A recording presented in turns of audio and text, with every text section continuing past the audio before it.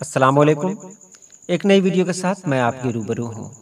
आज की वीडियो में हम लोग जानेंगे लफ्ज़ की किस्में, उसके बाद मौजू की किस्में, साथ ही साथ कलमा की तारीफ़ और किस्में, मानी के एतबार से जो इसम है उसकी किस्में, बनावट के एतबार से भी इसम की किस्में, साथ ही साथ जामिद की जो दो किस्में हैं उनके बारे में भी हम जानेंगे। और सबसे पहले मैं ये बता दूं कि कवायद की ये वीडियो जो मैं बना रहा हूँ इसके लिए मैंने कई कवायद की किताबों का सहारा लिया है और तब जाकर उन सभी का एक निचोड़ मैंने तलाश किया, उसी के मुताबिक ये वीडियो बनाई जा रही है। तो चलिए हम वीडियो शुरू करते हैं। सबसे पहले हम जानते हैं लफ्ज़ और उसकी किस्में। तो आप जानते हैं लफ्ज़ को अंग्रेज़ी में वर्ड कहा जाता है, यानी इंसान के मुंह से जो भी आवाज़ निकलती है उसे लफ्ज़ कहते हैं।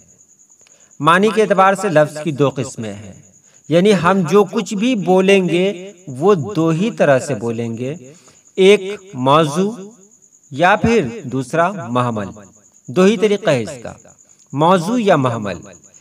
यानी कि अगर वो लफ्ज़ जिसका कोई मानी हो उसको हम मौजू कहेंगे और वो लफ्ज़ जिसका कोई मानी ना हो उसको हम महमल कहेंगे। मैं आपको मिसाल बता रहा हूँ। मैं कहता हूँ वाय, तो वाय इसका कोई मानी नहीं है, तो ये भी तो मैंने बोला ही। तो जब मैंने बोला तो कोई ना कोई लफ्ज़ है, तो कौन सा लफ्ज़ है? तो ये महमल है। लेकिन अगर मैंने बोल दिया चाय, तो चाय का कोई ना कोई मानी है, तो जिसका कोई मानी है उसको कहेंगे मौजू। इसी तरह अगर मैं कहूँ पान, तो पान तो मानी है इसका, और सब लोग जानते हैं पान क्या होता है, तो पान मौजू हो गया। और वान कहेंगे तो वान का कोई मानी नहीं होता है, वान कुछ होता ही नहीं है, तो इसको महमल कहेंगे। यानी हमारे मुंह से जो भी आवाज़ निकलती हो, अगर उसका कोई मानी हो तो उसको मौजू कहते हैं, और कोई मानी ना हो तो उसको महमल कहते हैं। उम्मीद है आपने समझ लिया होगा। आगे चलते हैं। अब लफ्ज़ मौजू की दो किस्में हैं। आपने वहां देखा था कि मौजू और महमल आपने जाना था कि मौजू इसको कहते हैं जिसका कोई मानी हो, और महमल उसको कहते हैं जिसका कोई मानी ना हो। तो लफ्ज़ मौजू यानी जिसका कोई मानी हो उसकी दो किस्में हैं। कौन कौन से हैं? तो जिसका कोई मानी हो ऐसा लफ्ज़ दो तरह का हो सकता है, एक मुफरद, एक मुरक्कब। मुफरद कहते हैं अकेले और तन्हा मानी देने वाले लफ्ज़ को, जैसे मकान, मकान एक ही लफ्ज़ है तो इसको मुफरद कहेंगे। अंजाम, अंजाम एक ही लफ्ज़ है तो इसको भी मुफरद कहेंगे। ख्याल एक ही लफ्ज़ है तो इसको भी मुफरद कहेंगे। मुफरद माने होता है अकेला, और मुरक्कब माने होता है जुड़ा हुआ, यानी दो लफ्ज़ों के मेल से जो लफ्ज़ बनता है, जो दो लफ्ज़ों से मिलकर एक लफ्ज़ बन जाए। जैसे हम कुतुब खाना कहते हैं, तो आपने देखा कुतुब भी एक लफ्ज़ है और खाना भी एक लफ्ज़ है। जब इन दो लफ्ज़ों को जोड़ दिया तो एक नया लफ्ज़ बना जिसका नाम है कुतुब खाना। गुल, सितान, गुल भी एक लफ्ज़ है, सितान माने जगह होता है, तो सितान भी एक लफ्ज़ है तो गुलिस्तान हो गया। चाय भी एक लफ्ज़ है, खाना भी एक लफ्ज़ है, चाय खाना, तो दोनों को मिलाकर एक नया लफ्ज़ बना। और ये भी जान लें कि मुरक्कब में जो लफ्ज़ इस्तेमाल होते हैं उससे जो मानी निकलता है ना, वो मानी बिल्कुल अलग निकलता है। जैसे चाय, अब चाय को देखें, चाय क्या होती है? खाना, घर, चाय और खाना, घर। अब इन दोनों लफ्ज़ को मिलाते हैं तो क्या बनता है? चाय खाना। तो चाय खाना उस दुकान को कहते हैं जहां चाय बनाई जाती हो, चाय बेची जाती हो। तो आपने देखा कि दो लफ्ज़ मिले और मिलने के बाद एक नया लफ्ज़ बना उससे, तो ऐसे ही अल्फाज को मुरक्कब कहते हैं। तो आपने जान लिया मुफरद, मुफरद वो लफ्ज़ जो अकेला हो, मुरक्कब वो लफ्ज़ जो दो लफ्ज़ों से मिलकर बने। चलिए आगे चलते हैं। अब कलमा पे बात करते हैं। लफ्ज़ मौजू को इल्मे सर्फ में कलमा कहते हैं। मौजू का आपने जाना, यानी कि हमने जो कुछ कहा, अपने मुंह से जो कुछ कहा, और अगर उसका कुछ मानी है तो उसको कलमा कहेंगे। मिसाल के तौर पर मैं आपको कहता हूं कि मैं पटना जाऊंगा, तो ये कलमा हो गया। आपने समझ लिया इसको। इसका मतलब आपने जान लिया कि मैं क्या कह रहा हूं और इसको समझ गए आप, तो यही कलमा हुआ। तो हमारे मुंह से वो सारे अल्फाज जो निकलते हैं जिसका कोई ना कोई मतलब होता है, मानी होता है, उसको कलमा कहेंगे। ये कलमा 3 किस्म के होते हैं। इस्म को अंग्रेजी में कहते हैं नाउन। फेल को अंग्रेजी में कहते हैं वर्ब, और हिंदी में कहते हैं क्रिया। हर्फ को अंग्रेजी में कहते हैं प्रीपोजिशन। तो सबसे पहले इस्म के बारे में जानते हैं, नाउन के बारे में यानी संज्ञा के बारे में। तो इस्म वो कलमा है जिससे किसी शख्स, चीज या जगह का नाम मालूम हो। ये तो आपने पढ़ा ही होगा, कई बार पढ़ा होगा, तो आप आसानी के साथ जान रहे होंगे कि इस्म संज्ञा को कहते हैं यानी नाउन को कहते हैं। किसी भी चीज के नाम को इस्म कहते हैं। बस आपने जान लिया। जैसे दरख्त, पटना, किताब। आपने एक बात का ख्याल किया होगा यहाँ पर, किसी भी चीज के नाम को। अब चीज किसको कहते हैं? चीज उसको कहते हैं जिसका हम पर कोई असर पड़े। जिसका असर हम पर पड़े वही चीज है। जैसे पत्थर, अगर कोई मेरी तरफ पत्थर फेंकेगा तो मुझे चोट लगेगी। और इसी तरह पानी जब हम इस्तेमाल करते हैं तो हमारी प्यास बुझ जाती है। हवा, यानी जिसका असर हम पर पड़े, जो हमारे अंदर कुछ तब्दीली ले आए, उसी को चीज कहते हैं। तो किसी भी चीज के नाम को क्या कहेंगे? इस्म कहेंगे। जैसे दरख्त, पटना, किताब वगैरह। फेल तो आप जानते ही होंगे, फेल को वर्ब कहते हैं और हिंदी में क्रिया कहते हैं। फेल वो कलमा है जिससे किसी जमाने में किसी काम का करना या होना समझा जाए। एक शर्त है कि उसके अंदर कोई जमाना पाया जाना जरूरी है, यानी कोई ना कोई समय होना चाहिए, कोई ना कोई वक्त होना चाहिए, टाइम जरूर होना चाहिए उसके अंदर। जैसे आया, तो आपको पता चल रहा है कि आया यानी ये पास्ट टेंस है, यानी माजी है। ये आता है, आपको पता चल रहा है कि ये प्रेजेंट टेंस है, यानी हाल है। करेगा यानी ये फ्यूचर टेंस है और ये मुस्तकबिल है। जा रहा है, करो, ये सब इसमें काम का भी पता चल रहा है और ये भी पता चल रहा है कि ये काम किस जमाने में हो रहा है, माजी में हो रहा है, हाल में हो रहा है या फिर मुस्तकबिल में होगा। ये सब पता चल रहा है यहाँ। तो ये दोनों आपने जान लिया। अब बचा हर्फ। हर्फ वो कलमा है जो इस्म या फेल से मिलकर अपने मानी को बताए और अपने मानी को पूरे तौर पर जाहिर करने के लिए इस्म या फेल का मोहताज हो। अब देखिए, मैं बस से गया, एक मिसाल में मैं बता रहा हूं। मैं बस से गया, बस क्या है? इस्म है। गया क्या है? फेल है। तो इस्म और फेल को जोड़ने के लिए कौन सा लफ्ज लाया गया? तो वो लफ्ज लाया गया से। तो ये से क्या हो गया? हर्फ हो गया। वो लफ्ज जो इस्म और फेल को जोड़ देता हो, यानी जो नाउन को और वर्ब को जोड़े, उसको हर्फ कहते हैं, यानी प्रीपोजिशन कहते हैं। वो बस से जाता है, वो पटना से आया, वो पटना को गया। तो इसकी मिसाल क्या है? पर, मैं, का, की, को, के, तक वगैरह। ये सब इसकी मिसालें हैं। आगे देखें। मानी के एतबार से इस्म की 2 किस्में हैं। अब इसको जान ले, मानी के एतबार से इस्म की 2 किस्में हैं। कहीं पर कहा गया है मानी के एतबार से 2 किस्में हैं, इसमें नकरा, इसमें मारफा। लेकिन यहाँ जो मैं आपको बता रहा हूँ कि मानी के एतबार से इस्म की 2 किस्में हैं। कौन कौन सी हैं? इसमें जात, इसमें सिफत। इसमें जात वो इस्म है जिससे किसी चीज, जगह या शख्स के बारे में कुछ पता चले। इसमें जात वो इस्म है जिससे किसी चीज, जगह या शख्स के बारे में कुछ पता हो। जैसे इंसान, हैवान, अमीरी, ये सब क्या है? जात है। इंसान एक जात है, हैवान एक जात है, अमीरी भी एक जात है, गरीबी भी एक जात है। तो जिससे जात का इल्म होता है उसको क्या कहते हैं? इसमें जात। और इसमें सिफत कहते हैं वो इस्म जो किसी चीज की खूबी या खामी बतलाए। दोनों बतला सकता है ये। जैसे लाल कलम, तो कलम तो इसमें है, और लाल क्या हो गया, तो लाल इसकी खूबी है, तो लाल सिफत हो गया। इसको अंग्रेजी में कहते हैं एडजेक्टिव, हिंदी में कहते हैं विशेषण।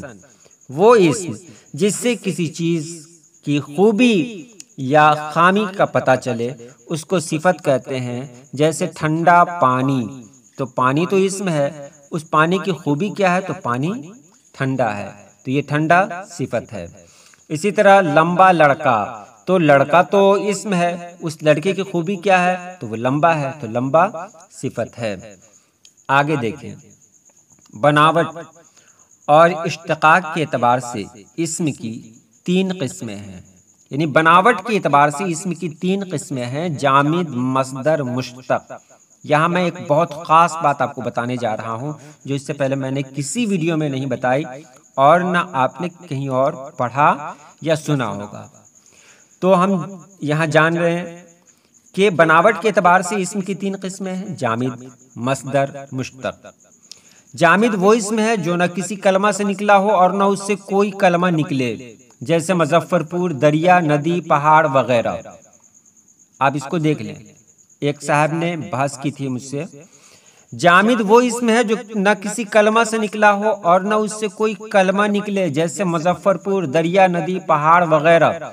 अब मैं इसमें पत्थर भी शामिल करता हूँ। पत्थर भी है, इससे कोई दूसरा कलमा नहीं निकल सकता है। उन्होंने मुझसे कहा था कि पथरीला, बताइए ये कोई लफ्ज़ है कि नहीं, और ये तो जामिद से ही निकला। अब मैं आपको समझा दे रहा हूँ, जामिद के बारे में जाने। वो इस्म है जो न किसी कलमा से निकला हो और न उससे कोई कलमा निकले, कोई कलमा निकले। अब कलमा किसको कहते हैं, मैंने पहले भी कहा था। कलमा कौन है, इस्म, फेल और हर्फ। कलमा कौन है, इस्म, फेल और हर्फ।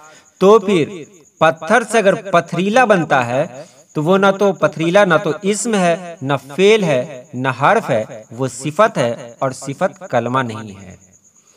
तो मुजफ्फरपुर से मुजफ्फरपुरी बनेगा, तो मुजफ्फरपुरी ना तो इस्म है, ना फेल है, ना हर्फ है, मुजफ्फरपुरी सिफत है। सिफत बन सकता है लेकिन इससे कोई कलमा नहीं बन सकता है इस लफ्ज़ से, इसको याद रखेंगे आप। तो जामिद से कोई भी कलमा यानी दूसरा कोई इस्म या फेल या फिर हर्फ नहीं बन सकता है। मस्दर के बारे में जाने।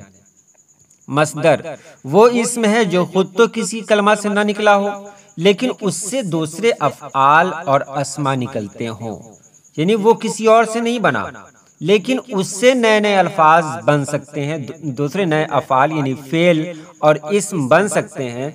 जैसे आना, आना से क्या हो सकता है, आओ, आने वाला। जाना, जाओ, जाने वाला। पढ़ना, पढ़ो, पढ़ने वाला, ये बहुत कुछ बन सकता है इससे। तो मस्दर यानी आना किसी से नहीं बना लेकिन आना लफ्ज से बहुत सारे नए फेल बन सकते हैं, नए इस्म बन सकते हैं। तो आप इसको जान लें कि मस्दर वो इस्म है जो खुद तो किसी कलमा से ना निकला हो लेकिन उससे दूसरे फेल या दूसरी इस्म निकले हो, जैसे आना, जाना, पढ़ना, लिखना, खाना पीना वगैरह। मुश्तक किसे कहेंगे, मुश्तक वो इस्म है जो मस्दर से बनाया गया हो। मस्दर से जो बनते हैं ना, आप देखिए जामिद से कुछ नहीं बनता है, मस्दर किसी से नहीं बनता है लेकिन मस्दर से दूसरा बनता है, और मस्दर से जो कुछ बनता है उसी को मुश्तक कहते हैं। ऊपर आपने पढ़ा था आना, तो आना से आने वाला, तो आना तो मस्दर है, आने वाला मुश्तक हो गया। उसी तरह खाना, तो खाना तो मस्दर है, खाने वाला मुश्तक हो गया। जाना मस्दर है, इससे जाने वाला मुश्तक हो गया। सोना मस्दर है, सोने वाला मुश्तक हो गया। लिखना मस्दर है, तो लिखना से लिखने वाला ये मुश्तक हो गया। उम्मीद है आपने समझ लिया होगा। अब देखिए जामिद की 2 किस्में हैं। जामिद के बारे में मैंने अभी आपको कहा कि जामिद वो अल्फाज जो न खुद किसी से बनते हो न उससे कोई दूसरा लफ्ज बने, दूसरा कलमा बने, याद रखेंगे, न किसी कलमे से वो बना हो न उससे कोई दूसरा कलमा बने, उसको जामिद कहते हैं। तो जामिद की भी 2 किस्में हैं, जिसको आपने कहा होगा, सुना होगा कि इस्म की 2 किस्में हैं। तो जामिद की 2 किस्में हैं, इसमें नकरा या इसमें आम। इसमें मारफा या इसमें खास। इसमें नकरा वो इसम है जिससे आम शख्स, चीज या जगह के बारे में समझा जाए। इसमें नकरा आम शख्स, इसको अगर आप आसानी के साथ समझ जाएंगे, अगर आपने नहीं समझा तो फिर मेरा इतनी देर बोलना बेकार चला जाएगा, और मैं यकीन दिलाता हूं आपको कि आपको समझा कर ही रहूंगा। इसमें नकरा कहते हैं किसी आम चीज को, आम जगह को, आम शख्स को। मारफा कहते हैं किसी खास चीज को, खास जगह को और खास मकाम को। बहुत कुछ। अब इसको समझें आप, मिसाल मैं आपको दे रहा हूं। नदी लंबी है। आप सवाल पूछेंगे कौन सी नदी लंबी है? मैं कहूं कि नदी लंबी है तो आपके ज़हन में बहुत सारी नदी आ जाएगी, बहुत सारी नदियां आ जाएंगी। गंगा, जमुना, सरस्वती, बहुत सारी है। तो आप पूछेंगे ना कि कौन सी नदी, तो एक नदी कहने का मतलब हुआ कि जितनी भी नदियां हैं उस जात का इल्म हो गया। तो वो क्या हो गया? वो इसमें नकरा हो गया। इसको जान ले, इसमें नकरा हो गया जिसमें पूरी जात का इल्म हो जाए, जिसको अंग्रेजी में कहते हैं कॉमन नाउन, हिंदी में कहते हैं जातिवाचक संज्ञा। तो एक का नाम लिया, आपने समझा कि पता नहीं कौन सी नदी, और वहीं मैं कहूं कि गंगा लंबी है, तो ये आप आसानी के साथ समझ जाएंगे कि किसी खास नदी के बारे में कहा जा रहा है। तो जिससे खास के बारे में पता हो जाए वो मारफा है, जिसमें पूरी जात का इल्म हो जाए वो नकरा है। मैं कहूं कि पहाड़ ऊंचा है, फिर आप सवाल करेंगे कौन सा पहाड़ ऊंचा है? बहुत सारे पहाड़ हैं, ये पहाड़ है, वो पहाड़ है, इधर पहाड़ है, उधर पहाड़ है। और वहीं मैं कहूं कि हिमालय ऊंचा है, तो आप कहेंगे ओ फलाने, मतलब किसी खास पहाड़ के बारे में बात कर रहे हैं। तो जी हाँ, जिससे किसी खास चीज के बारे में बात हो वही तो इसमें मारफा है। मैं कहूं कि गाड़ियां दौड़ रही हैं, मतलब सीधे अगर मैं कहूं कि गाड़ी दौड़ रही है, मैंने गाड़ी स्टार्ट कर ली, तो आप कहेंगे कि कौन सी गाड़ी स्टार्ट कर ली? तो गाड़ी तो इसमें नकरा है। लेकिन वही मैं कहूं कि मैंने स्प्लेंडर स्टार्ट कर ली या टू व्हीलर स्टार्ट कर ली, तो फिर ये स्प्लेंडर या टू व्हीलर जो मैंने अभी कहा वो इसमें मारफा हो गया। मैं कहूं कि मैं पानी पीता हूं, तो पानी क्या हो गया? इसमें नकरा हो गया। और मैं वही कहूं कि मैं जमजम का पानी पीता हूं, तो ये जमजम का पानी क्या हो गया? इसमें मारफा हो गया। मैं कहूं कि मैंने किला को देखा, तो किला क्या हो गया? बहुत सारे किले हैं, तो किले तो बहुत सारे हैं, तो किला इसमें नकरा हो गया। और वही मैं कहता हूं कि मैंने लाल किला को देखा, तो ये इसमें मारफा हो गया। मैं कहता हूं कि मैंने बहुत इंसानों को देखे, तो ये इंसान क्या हो गया, ये आदमी क्या हो गया, ये इसमें नकरा हो गया। और वही किसी खास का नाम ले लूं कि मैंने मौलाना अबुल कलाम आज़ाद को देखा, तो ये क्या हो गया? इसमें मारफा हो गया। चलिए आज के लिए इतना ही। अगर कोई सवाल हो तो आप ज़रूर बताएं। और आपको मैं बता दूं, इसके बाद क़वायद की पूरी सीरीज़ आएगी और वो वीडियो सबसे अलग होगी, क्योंकि आप सर्च कर लें गूगल पर कि एक चीज़ के बारे में हर जगह अलग अलग जवाब दिया गया है। जैसे इसमें मारफा की किस्में कितनी हैं, कहीं पर 7 है, कहीं पर 6 है, कहीं पर 5 है, कहीं पर अलग अलग है। तो पढ़ने वाले कंफ्यूज कर रहे हैं। मैंने इस पर एक वीडियो बनाई भी थी, तो उसी का सॉल्यूशन लेकर आया हूं, और मैं जो बताऊंगा वो बिल्कुल सही बताऊंगा।